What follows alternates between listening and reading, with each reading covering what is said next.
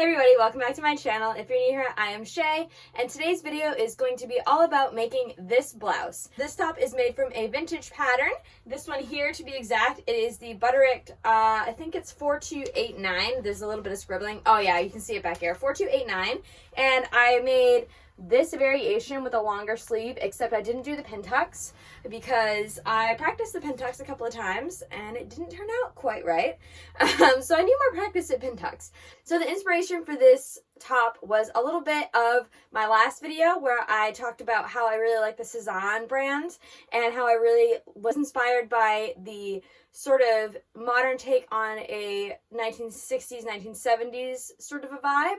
And this top really reminded me of that style. I really liked the collar. It's very Prairie style. I like the puff sleeve.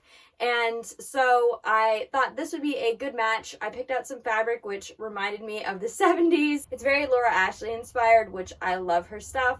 So, especially the stuff from the 70s. So this top was kind of a homage to that. And so if you're interested in how I made this, or you just want to see a cottagecore, prairiecore, 70s inspired outfit, then stick around. I'm going to show you how I did it, and I will show you guys how I felt about the process and what I would do different next time at the end. Sorry if you can hear my heater in the background. I have this little space heater here. It's pretty cold out in my office, and I kind of need it. So just ignore that sound. Hopefully it's not too loud over the actual speaker here through my phone. So I'm gonna just be sewing up these seams here, which are the shoulder seams, and I'm just doing a straight stitch for those, and I'm doubling back at the beginning of each side.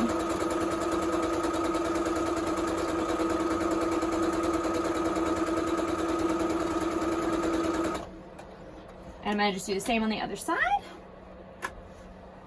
Now in the pattern itself, when you follow the instructions, it has these like extra pieces that are on the front here, and they are the facings, and it actually wants you to fold it over and sew it down. I don't want the exposed stitch on the outside of mine, so what I'm going to do is I'm going to actually tack it. I should have done it right before I did the shoulder. I'm going to tack it to the shoulder area up here, and then later I'm going to go in and blind stitch it just so that it is much cleaner looking. I just don't want those, I don't want to show those seams on the outside, you know, the outside of my piece. So I'm going to do that to both sides because it does have a facing on both sides. And I did already do a full 2 mock-ups of this to make sure that it fit me right. That's how I knew that I was not interested in doing the pin tucks, because that just was not going well for me. And I should iron this as well. I actually see a crease here. I'm probably gonna take a minute and iron it as well because I don't want this piece to come out uneven. Hopefully I can round up some brown buttons as well. I totally forgot that this is a button up top, so I need to find some buttons. Okay, so there's that one side. I'm gonna, like I said, I'm gonna just go across the top, and I'm gonna leave these pins in here while I work on the rest of the piece so that this is flat, and I'm gonna do the same thing on the other side. Okay, so next we have the collar portion. So this is just a double piece collar. It does call for a facing. I am famous for never using interfacing when it tells you to, which means that my piece is probably going to be significantly more floppy than it would be if I was to use a facing. So if you do have this pattern by any chance, or a pattern like this, I would highly recommend using the facing like it says, but I actually don't mind a little bit of a more floppy collar. So I could do this 2 ways, I guess. I could actually sew one piece to the collar and then the other piece. I may actually do that. I could sew just, I'll show you. You can do it 2 ways. You can take and sew your pieces one at a time on each side, and that creates a sandwich. And then what you do is you flip it inside out, and then you would roll the hem inside of itself and then work it that way. I may do that. It will create a cleaner line on both sides, and then you'll have the seam will be, when you flip it over, the seam will be hidden on the inside. I don't know if you can see that, sorry. The seam will be hidden on the inside. I'm actually going to try that because I did it the other way with my other mock-up version, and I ended up having to fold in all the pieces anyway. So I may actually do that instead. And the way that this pattern is, it wants you to leave a little bit of space, and then there's ease around the neckline.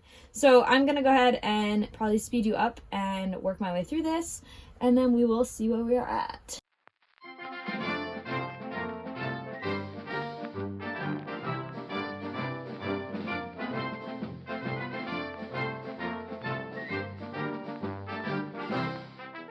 Perfect. Now I'm just going to take it to the sewing machine, sew around that curve, and then we will take it from there. Okay, so then you have two pieces like this. So what we're going to do is we're going to clip these seams because this is a pretty substantial curve, and I want that to lay flat. And then we're going to flip on both sides. We're going to flip this inside of itself, and then I'm going to top stitch this closed. And this is a good opportunity too, if you have some lace or you want to do some piping or something like that, you can most definitely do that around the edge. So I'm going to clip these seams, do that, and then I'll come back and show you. Okay, so I officially sewed it on. So what I did was I folded it in. It may be better to do it the way that I did it the original time. Then you end up with a more uniform outside, and then you can kind of hide the inside piece.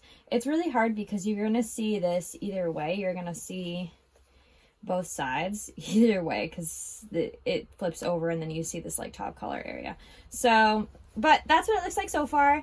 I think it's really cute. I do have a little bit of like extra fabric gapping on this side, but when I iron it down, I think it'll be fine. And like I said before, no one's going to see that underside because that is obviously not the side that you see when you wear a collared shirt, unless you're feeling real preppy and then you want to pop your collar. But I am not that girl. So this is what that portion looks like. Please ignore my heater. And I'm going to next do the sleeve portion. So the way that these sleeves are set up, there is a huge gather. There's actually pleats up at the top here. So in my mock-up version, I tried pleats and I tried gathers. The pleats looked better, but I need to actually mark these out, which is going to be a pain in the butt. I think I'm just going to make a template of the size and then do it that way because it will probably just be easier. There's 1, 2, 3, 4, 5, 6 pleats. So 2 in the middle, I assume they go away from each other, and then 2 here and 2 here. So I'm going to attempt that. And then the bottom actually has like a notch area where it wants you to leave it open so you can do a button. I'm not going to do that. I'm going to just put a button on the outside edge, and I'm actually going to gather this down, and then it has the cuff here that you just attach to the gathered portion, which I've done in other videos. I will link those for you. And so I'm going to just go ahead and attempt this. But first I'm going to take a break and get some lunch because it is lunchtime. All right, be back in a minute. Okay, so I am back from my little lunch break. Now, right before I left on my little break here from this, I went ahead and ran 2 running stitches across the cuff edge of the actual arm. And next what I'm going to do is I'm going to create the pleats and add those. I may do it freehand on the actual piece. Technically you're supposed to close up your sleeve before you set it. I don't like doing it that way. I prefer to do everything when my piece is flat, but this is not the correct way to set a sleeve, and it doesn't work in general sometimes. So what you should be doing is you should be sewing up the side of your sleeve as well as the side of your actual shirt, and then doing this part after. So what I'm going to actually do is I'm going to set the sleeves flat, and I'm going to attempt to make the ruffles even that way. And I'm just going to try to replicate that on the other side the best I can. Again, it's not like a dire emergency if it's slightly different. I just kind of want it to look as uniform as possible, and that's what it looks like from the front. So it's just creating that lovely puff sleeve. I'm going to sew this down with the classic single stitch that I always use pretty much all the time, and then I will do the same thing to the other side. Now, when I do the other side, I just need to make sure that my pleats are going the same direction, otherwise it will look weird. So I'm going to just go ahead and repeat the same exact thing I did to the other side, and then I'm going to come back and show you guys how it looks. Okay, both sleeves are attached, so now we are going to address the gathering at the cuff as well as attaching the cuff itself to those. Great, we'll put them there for now. Okay, so when you gather down, I've done this in other videos as well, I think, but I will show you real quick. So what you do is you take your, this is harder to see because everything is the same color, but you take your 2 bottom strings. After you run a long gathering stitch, you take your 2 bottom strings and you pull gently on them and gather up the fabric as you go along the string. And in this case, because we're only doing a little bit of gathering for this cuff here, what we're gonna actually do, you make sure your right sides are together. And this does have a notch, but I'm not too concerned about that, if I'm being honest, because these are the same size. But you want to match up your edges. So we'll pin one edge and then the other edge.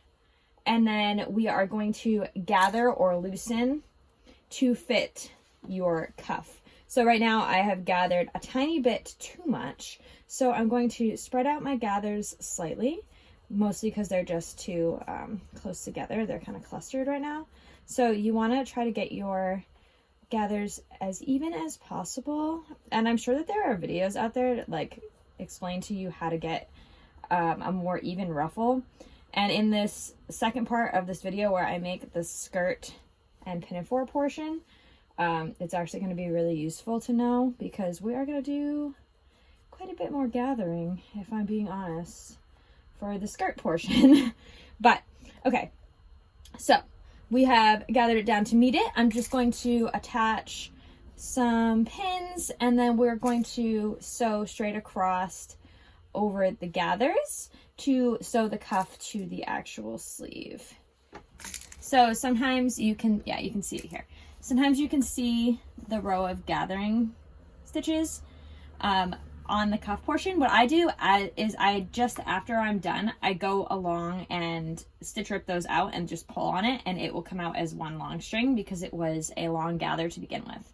So for this second portion, what I'm gonna do is we're gonna fold this over and then we're gonna fold it over again a little tiny bit and then we're going to pin it down right to the edge of where we just sewed. So you want your folded edge to line up with your sewing, and that will in turn hide the inside seam. So then it is a finished piece, and that will keep it from fraying and all of that lovely stuff. So and then we're going to top stitch it down, so you're going to end up with a little stitch right here. You can stitch in the ditch. I don't mind having a visible top stitch on my pieces, so I don't ever really bother with it too much, but you can do that if you'd like. So I'm going to just speed you guys up real quick while I do this. This is a really easy step, and I will be back in a minute with the finished piece. And you can do this by hand as well. If you want to just do a little whip stitch along the inside. That's what I'm going to do with that front facing because I don't want a visible stitch there, but I'm not as precious with this. Wow, my stitching over here, guys, it just went like bloop, bloop. So don't be like me. Make sure your stitches are straight. It's really hard to see it on this pattern, so I'm not going to fix it because literally no one can see it when this is worn, you know. But that's okay. I'll let you know. So next I'm going to do the same exact thing, and then I'm going to sew up my side seams, and then this actually will be just about done. I will do a quick try on of it and make sure that I position the buttons in the right place, and I do have to grab some buttons. And then after that we are going to move on to the skirt portion or the pinafore portion. So that's not too bad. All right, I'll be back in a few minutes in your time and probably like an hour and a half in my time. Okay, so hiccups aside, I obviously did a couple of mock-ups off camera, and there was a little bit of an issue with the sleeve. The underneath of the sleeve was really short originally on the original pattern, and it came up like really tightly, and it caused the sleeve to kind of do this like weird like sticking out thing. it was really weird. Between that and the shoulder itself was like way down here on me because I am petite. So I had to bring up the shoulder and give myself a little bit more room under the armpit. So that was a change that I made to the pattern, as well as when I did my final fitting. This was actually a lot boxier. I believe it's supposed to be made out of a less thick fabric, so you want something more flowy than I used just a basic quilting cotton, and that resulted in a more boxy style, which you could tuck in or wear with a skirt and would have been fine. I also cropped the bottom hem portion because I am petite and because I am a pear shape. It just didn't hit right when it was a little bit longer. It was bunching up and doing weird things, so I cropped it to just about where my denim hits usually, and that is more flattering. And then to solve the boxy portion, I added some front darts, and as well, I also shortened the sleeves. I shortened them too much, and now they are quarter-length sleeves, but that's okay. I still like the style. And then I used some vintage buttons down the front here, which were really, really cute. I had just enough. They are little flower buttons, which I think is a really cute touch as well. And then the collar was pretty easy to put together once I figured it out. There are two options to do that, and I went with one that was, I think, a little bit more difficult, which you will have seen in that portion of the video, but I still really liked it. And overall, I'm really happy with this piece. I would love to make it again with the modifications in mind and give myself a little bit more room in the sleeve area. But other than that, I think that it is a really cute fit. I really think it's going to work really well with the other pieces in my closet. And for the second portion of this video, you may have heard me talking about it in the other footage that I just showed you. I actually wanted to do a pinafore with this as well to go over top, which would have really given me all the cottagecore vibes. But I had a little bit of hiccups with the skirt portion. It kind of just wasn't working out the way that I wanted it to. And so I have given up temporarily on that. I will not let it defeat me though. I will get you a video of the pinafore portion at some point in the near future. But I wanted to upload something positive for you guys today and something that was sort of Thanksgiving inspired because we are right around the corner from Thanksgiving. So I hope you guys really enjoyed this video. If you did, give it a like. Don't forget to subscribe if you're not already. And I will see you guys in the next video. Bye!